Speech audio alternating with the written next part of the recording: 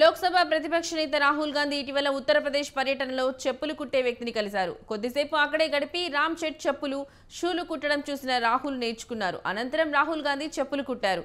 ఆ తర్వాతి రోజు రామ్ చరణ్కు షూలు కుట్టే ఎలక్ట్రిక్ మెషిన్ను రాహుల్ పంపించారు.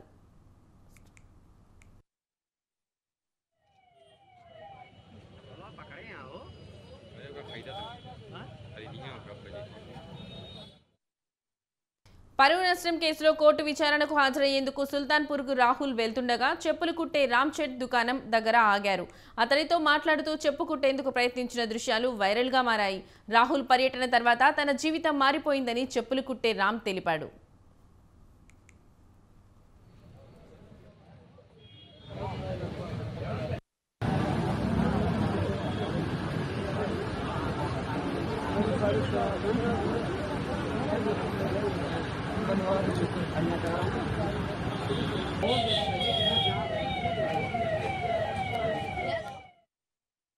తాజాగా రాహుల్ కుట్టిన చెప్పులకు భలే గిరాకీ పెరిగింది. రాహుల్ గాంధీ కుట్టిన చెప్పులను కొనుగోలు చేసేందుకు చాలా మంది ఆసక్తి చూపించారు. ప్రజలు తమ బైక్లు, కార్లు ఆపి తనను పిలుస్తున్నారన్నారు. అంతేకాకుండా గౌరవం కూడా పెరిగిందని చెప్పుకొచ్చాడు. ఒక కాలర్ 10 లక్షల వరకు రాహుల్ కుట్టిన చెప్పులు కొనేందుకు ఆఫర్ చేసినట్లు చెప్పాడు.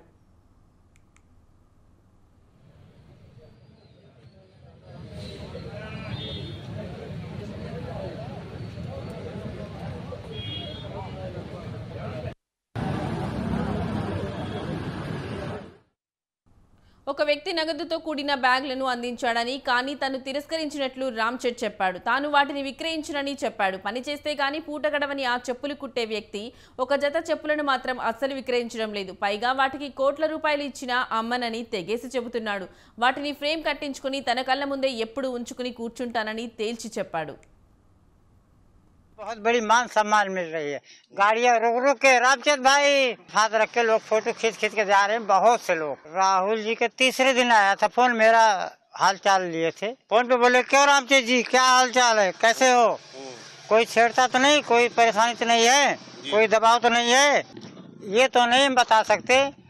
बहुत से जगह से फोन आ रहा है।